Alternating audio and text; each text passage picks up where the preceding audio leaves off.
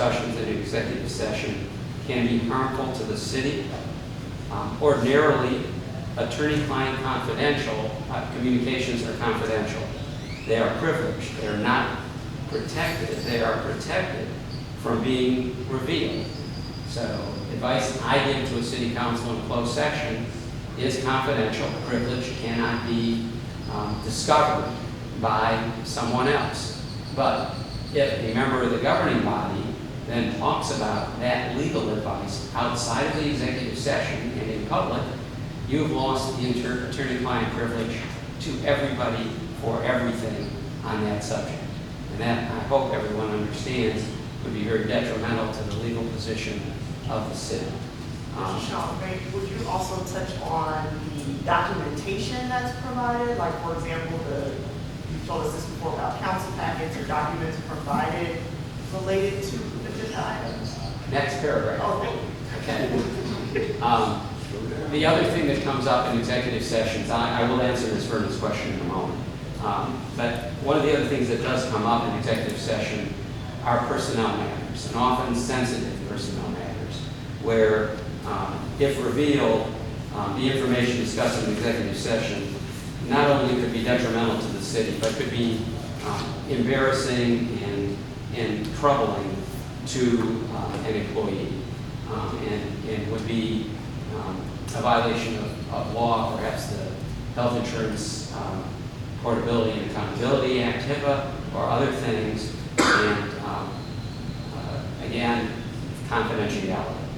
If the council discusses the potential value of real estate that it is considering buying or selling, and then the information about what the city is willing to pay or willing to accept in that real estate transaction gets out, well, the city's ability and negotiating posture is totally compromised. Again, confidentiality. The bottom line is that revealing content of discussions in executive session will hurt the city's position. And then, generally speaking, in addition to anything discussed in the closed session being considered and treated as confidential, you should also consider the non-public parts of your council packets and documents that you receive in executive session, or other documents you may receive separately as members of the governing body. Presume they're confidential unless you're told otherwise. Again, as the members of the governing body, you're going to be getting information which is not readily available to the public for a reason, and we'll get to what the public can get access to in a few minutes. In executive session, no action may be taken. Action must be taken in an open session like this. So in the executive session, you can discuss whether to make an offer to buy a piece of property on Vinzingo, but you don't vote on whether to make an offer on that piece of property. The vote on the offer, or the vote on authorizing staff to pursue more information or other things about that property, the vote is made in the open session.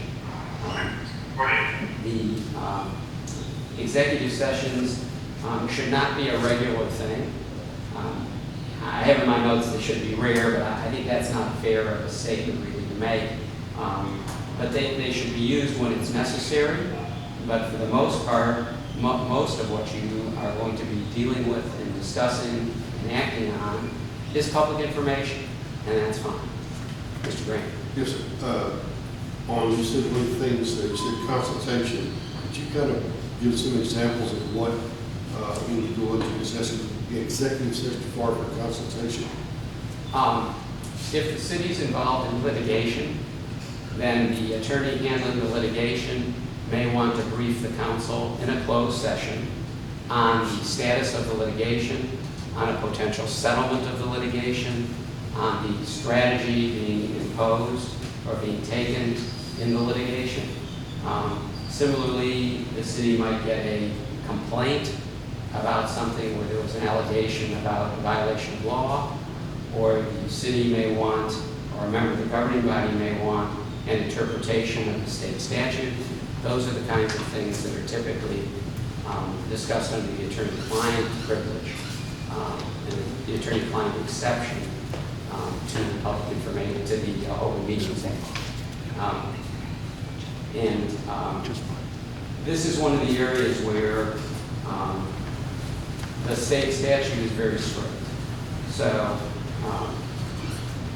there may be, or does not happen anymore, there may be a recording of an executive session. And if there is a recording of the executive session, it is a violation of state law to release that recording unless a judge orders it released. There can also be, in lieu of a recording, what's called a certified agenda. Certified agenda is prepared by the city secretary and is signed by the mayor or the city manager, typically the mayor, that certifies what the executive session was about, whether any action was taken. The certified agenda is also confidential, may not be released unless a court orders release. The city I represented once received an open records request for the certified agenda. I submitted a letter to the Office of the Attorney General. I did not enclose a copy of the certified agenda because even to send it to the Attorney General might violate the law. So I wrote a letter that explained what was asked for, said that if you require me to provide it, I will provide it, so long as you assure me that it will not violate the Open Meetings Act if I provide it. And the Attorney General wrote a letter back saying, hold it, we don't want to see it either. That's a paraphrase of what they said. But essentially, they certainly supported the fact that that is a confidential document.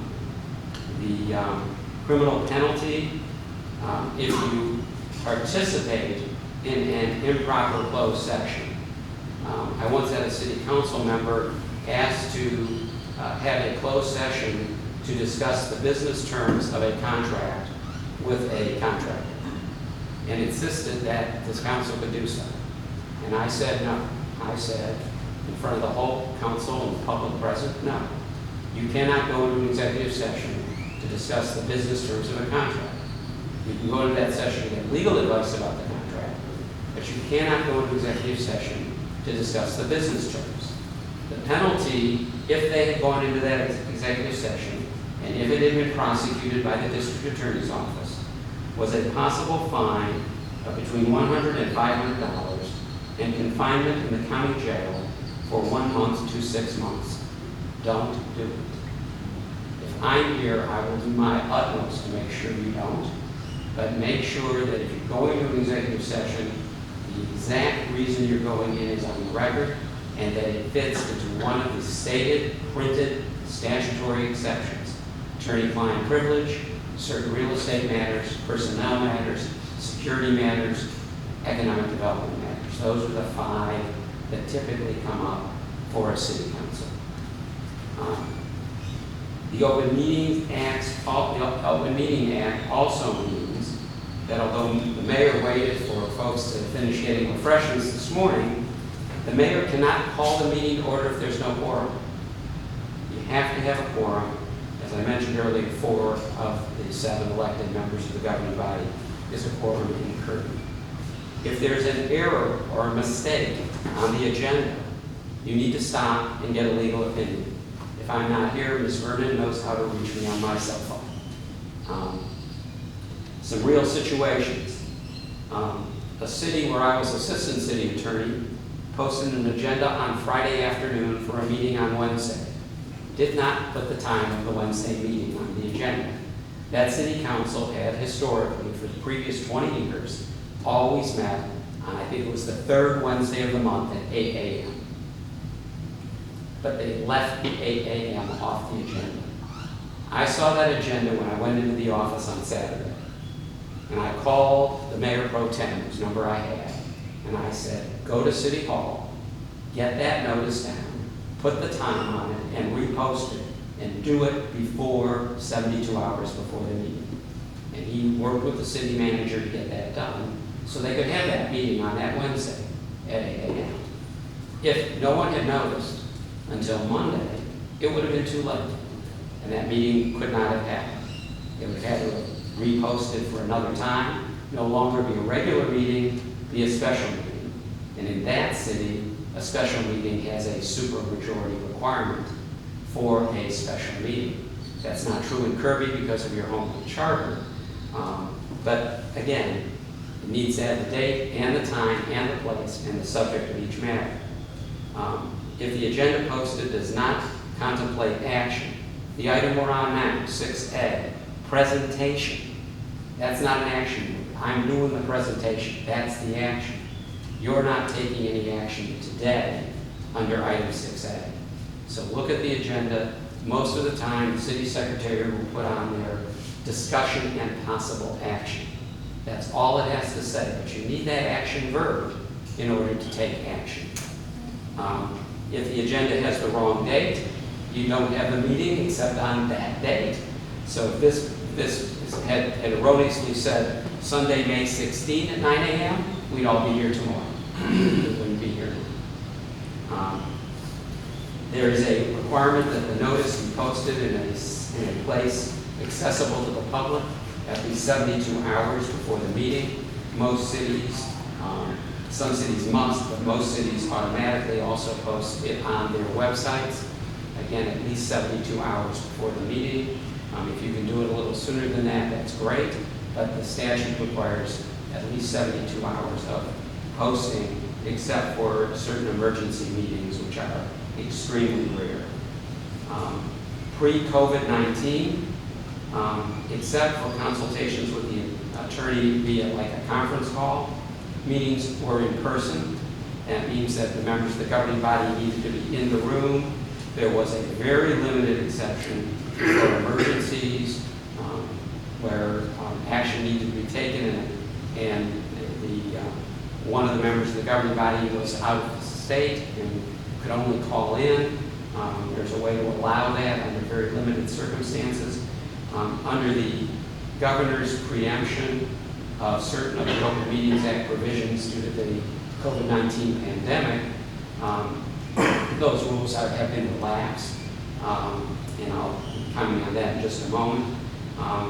The textbook for the Open Meetings Act is the Texas Attorney General's Open Meetings 2020 Handbook. It's about 140 pages long. It's available on the Attorney General's website. If you go to government and then click on the publication link, you'll see where you can look for and find that publication. I mentioned the COVID-19 preemption. Governor Abbott suspended